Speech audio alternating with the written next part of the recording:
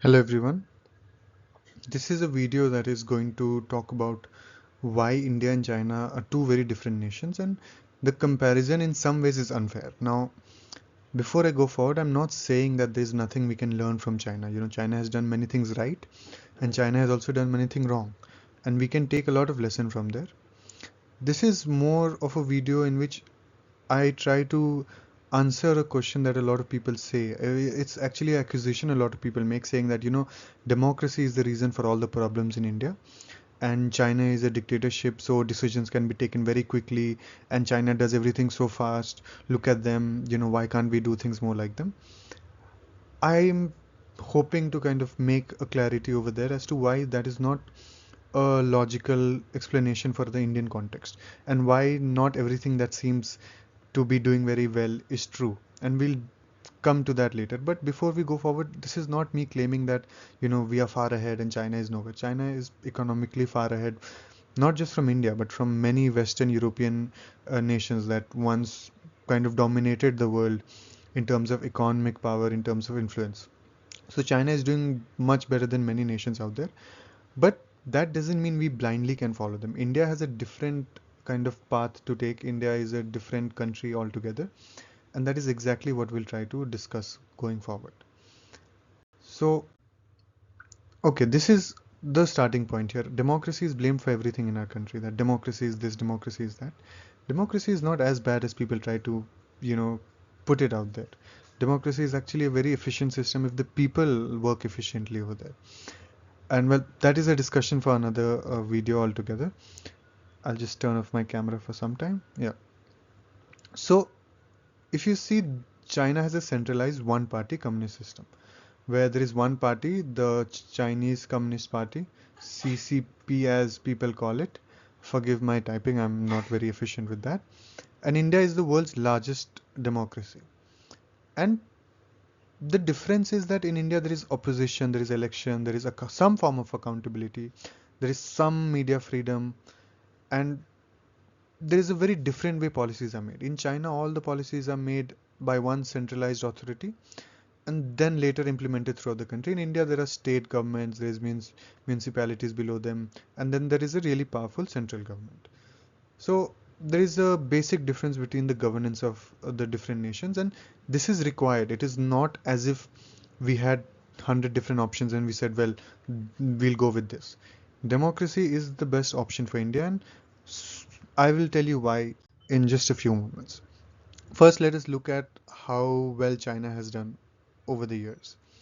You see, China is now the second largest economy. There is a lot of talk that it will become the largest economy, but that's not happening anytime soon, at least not in the next 5-10 years, by the way things are going. But regardless, China has seen massive economic growth. They have become the export hub of the world. Their industries are just doing very fine. They produce so many different kind of in goods, and they are innovating. If you see the BYD company that makes electric cars is doing in many ways much better than Tesla and so many other American countries. China has lifted hundreds and millions of people out of poverty over the last few years because of its rapid economic growth. Credit where it's due. We must see what they have done right, and we must appreciate that and see if we can learn from them. And this is something we can kind of learn from them in our nation. Now, another thing is that China builds a lot of infrastructure. China has built so much high-speed railways. It has built so much, highways. New cities have been built. Urbanization is happening. Urbanization basically is when rural areas or forest areas or any area that was not well developed is now developed with, high-rise buildings, offices, railway networks, markets, etc., etc. Basically, Shahrikaran in Hindi, what we call.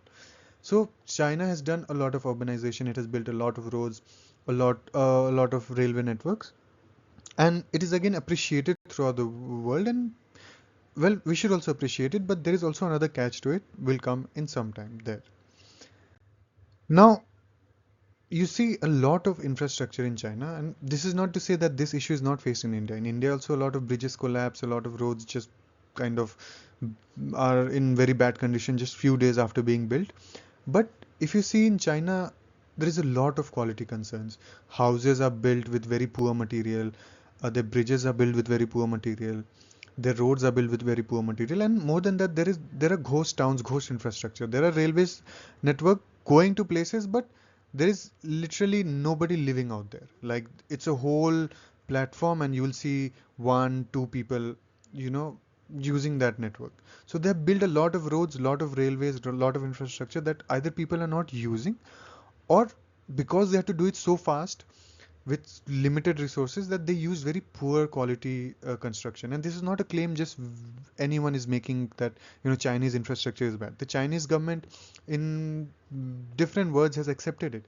They keep asking to do the review of their entire infrastructure, because very frequently news comes, some bridge has collapsed, some very brand new bridge has collapsed, and some housing project has collapsed, or so many houses were built, no one is buying them, because they have built millions of houses and nobody really needs them. They just had to build, so they kept building it. And people say that China fights with corruption so efficiently, that China is dealing with corruption nicely, etc., etc.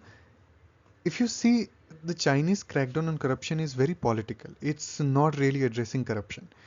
Suddenly someone seems to be a threat to the government and they go missing, and some days later it is said they were involved in corruption, and so we are taking action against them.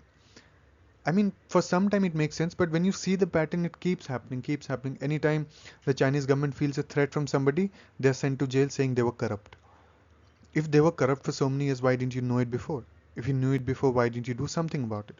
How is it that most of the cases come down to one fact, that the government felt in some or the other way that these people will challenge their rule, challenge their authority, or may not listen to the government?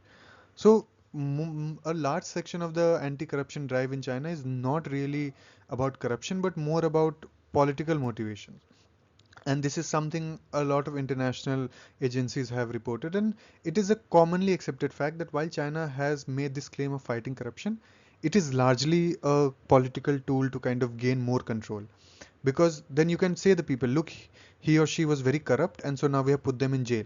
But the reality is, maybe they were not corrupt. They were just a threat to the government in some ways. Maybe they were asking questions to the government, and now they were sent to jail saying that they are corrupt people. And I'm not saying that if we in India cannot learn something from here. We also need some anti-corruption drives, but not the way China does it. We need it in a more fair and more efficient manner. So that is one thing. And okay, so this is the Chinese kind of what they have done right and some of the problems. Why is democracy needed in India? Because whether you like it or you dislike it, the truth is, and this will remain a truth for years to come, that India is a very diverse nation. I mean, it's not just about, Kashmir to Kanyakumari. If you go to Uttar Pradesh, for example, some regions of Uttar Pradesh are speaking Mathili. If you go towards the eastern part of Uttar Pradesh, that's more close to Bihar, they're speaking a mixture of Mathili and other languages. Some people are speaking Brij Bhasha. This is just one state that has multiple dialects, different kind of food, different kind of culture, different communities. Then if you go state-wise, the people of Rajasthan are speaking a different language, people of Maharashtra are speaking a different language, people of Bihar are speaking a different language, people of Delhi are speaking a different language. So you get the point. There is so much diversity in India. There are hundreds of languages being spoken. There are different communities that have different cultures. And whenever people have a certain identity, see, we are Indians first, there is no doubt about that. But we also have other identities. For example, from the state we belong. For some people, their religion is very important. For some people, their language is very important. For some people, their culture is very important. So, when you have so much diversity, everyone wants a share in power. Everyone wishes that they have someone to represent them in the parliaments, in the state assemblies. And this cannot come in dictatorship, because in dictatorship, two or three people make all the decisions. There is a party, for namesake, the party is nothing but a tool for the powerful two, three, in some cases 10, 15 people that rule the whole country. And that is not a system that can work in India. Because, for example, if the Chinese system was working in India, and let's say somebody from Bengal was the head of the party that was ruling the government, and it was the Chinese system where no elections, nothing were happening, then someone from Rajasthan, someone from Maharashtra will ask, "What about us? Where is our representation?" This person from Bengal came and is ruling the country for 20 years. Similarly, if someone from Rajasthan is ruling, then people from Bengal may say that this person came for 20 years, they're ruling, there's no election, there's no power sharing, all the power is limited in the few hands. That is possible in China, but not in India. China has some diversity, no doubt, but Indian diversity is just on a different level from most of the nations in the world. And so, for a stability in a nation like this, you have to do power sharing. You have to give power to the states, you have to give power to the regions, you have to have representation in the parliament, and all of these things. And this provides stability to the government. Look, democracy is a really efficient form of government if you kind of implement it. US is a democracy, most of Europe is a democracy, Japan is a democracy. Japan is a densely populated country, very less land, a lot of population, and yet they're doing well in so many things, despite being a democracy. So democracy is not a problem, it's how we approach it. Well, again, that is a discussion we can have in detail later. This is same thing, federal versus centralized power. In India, there is a kind of a federal system. Federal system basically means where there is power sharing. There's a central government and there is state governments, different state governments that also have some power. India has a very strong center, as the constitution provides for, but it also has states that are quite powerful. They can make some decisions on their own. They have some say in the kind of policies of the country. While China is ruled by a centralized communist party that makes all the decision, it can give power to the local governments to do some work, but in the end, all the power lies in the hand of the central government in China. And you see, why is it possible in China to actually have that one party and few people ruling? India has 22 official language, but these are official language. There are so many different hundreds and thousands of different dialects and languages in the country. Most of China speaks Mandarin. I think somewhere about 85% plus people speak Mandarin. Just one language is being spoken by 85% plus people in the country. And majority of the people, again 80% plus, close to 90% people are Han Chinese, same ethnic group. In India, there are many ethnic groups, many different kind of cultures. In China, most of people belong to the Han ethnic group and they have a common language, which is not the case in India. One is this. And India has another unique problem. India is religiously also diverse. There are so many people in India that believe in different religion. People vote for religion, so it's not the democracy's fault. If you vote for religion, you will get, something related to religion. If you vote for development, you will get development. If you vote for roads, you will get roads. If you vote for schools, you will get schools. So democracy is not the core problem in India. The problem is one of the problem, or you could say one of the challenges is India is religiously very diverse. So a lot of religious politics also goes on in India. And scientific temper sometimes takes a backseat. A lot of superstitions are there. We give importance to a lot of people that don't really talk sense. They just come and claim anything, and we just believe them because they belong to a certain religion or they speak about religious things. In China, if you see, more than half the population, in fact, there are some research that say close to 70-80% of the population is atheist, doesn't even believe in any religion. But even the most conservative estimates say more than half the population in China are atheists. They don't believe in religion. So again, that is not a problem there. There is very less religious divide. There are religious problems in China, but there is very less religious divide as compared to India. See, as I said, a lot of people identify as atheists. They don't believe in any religion. So there's a lot of scope for scientific temper, scientific development as compared to many other nations that believe in religion. And there is a geographical factor as well. See, culture, religion, language, these are things that humans make, but geography is something that nature makes itself. Now, China also has a lot of diversity. It has deserts, it has plateaus, it has mountains, it has plains, so so many different kind of geographical diversity. But if you see, there is a line in China, a imaginary line, something like this. Most of the population in China lives this side of the line.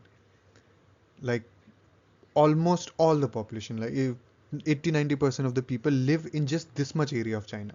While China is the third largest country in the world, many people say third, fourth largest.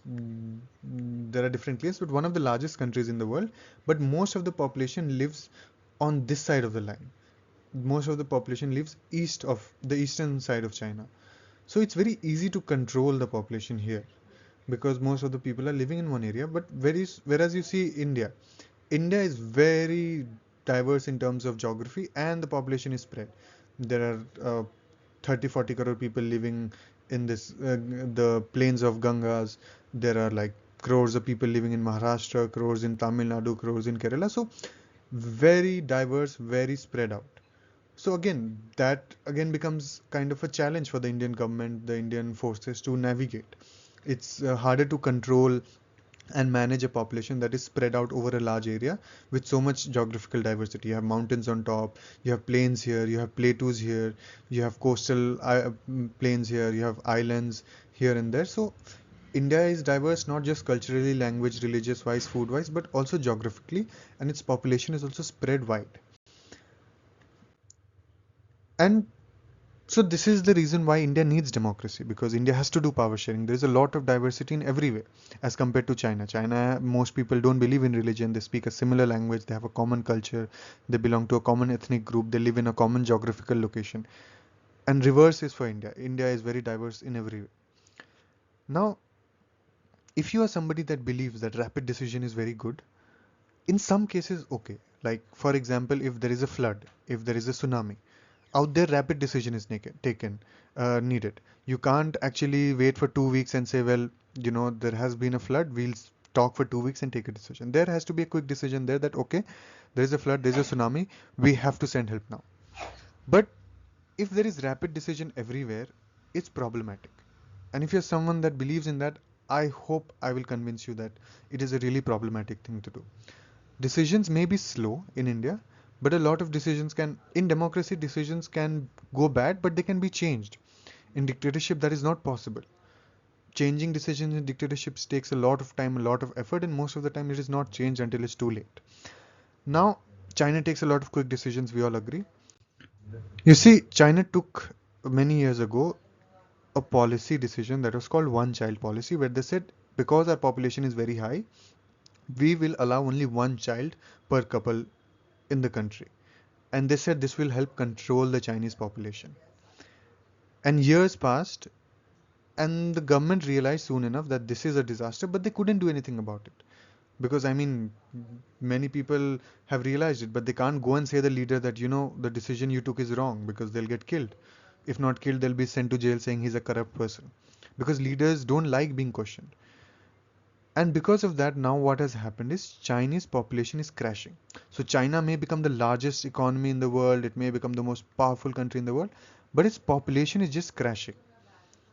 I mean, this is not a good sign. You may say, well, the population is decreasing. No, this is not a healthy way things should go. The population growth should decline, but the population number should not start declining so rapidly. It is estimated that from 1.4 billion, it is going to go to 800 million in the year 2100. So this is a very rapid decline, and this could literally mean the end of China as we know it. And this could undo all the hard work done by the Chinese people, all the manufacturing they have done, all the growth they have done, all of it could collapse simply because of this one decision. Very quick and firm decision taken by the government, as people say, is a very good thing to do. China took this decision quickly, firmly, without much consultation, without much thinking, without much debate. And today it is one policy that literally threatens the very existence of China. It threatens the future of China. There are a lot of elderly people, very less young people, and this is just going to grow and grow. Chinese government is doing everything to reverse it, but the fact is that this was such a big policy disaster that no matter what they're trying, at least till now they have failed to do anything about it. So it looks very likely that China is going to suffer a lot because of this one policy. Not take this as a democratic country. The government says from today one child policy will happen. And people come to know it's a bad policy for the country. They can just vote the government out. The next government will come and change this policy. Or if not the government change, then people can go to the government, protest or do something and say, this policy is not good. And the government can listen, and because it fears elections, it fears the opinion of the people, it can change its policies. This is not possible in a dictatorship like China. So just because they're taking decisions quickly, don't think it's going to be all good. This one decision literally threatens their future. So do you still think that taking decisions quickly is always good? Because when you're saying taking decisions quickly, you're literally saying give one to people the power to decide everything. You may take the most brilliant person in the world, but they will still not know everything. You need hundreds and hundreds of people to make policies, to discuss and debate, and to come to a common policy.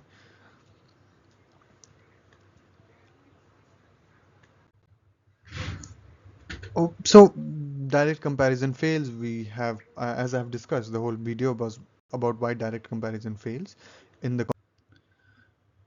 Now, in the end, there's no common path for India. Doesn't have to be the next China.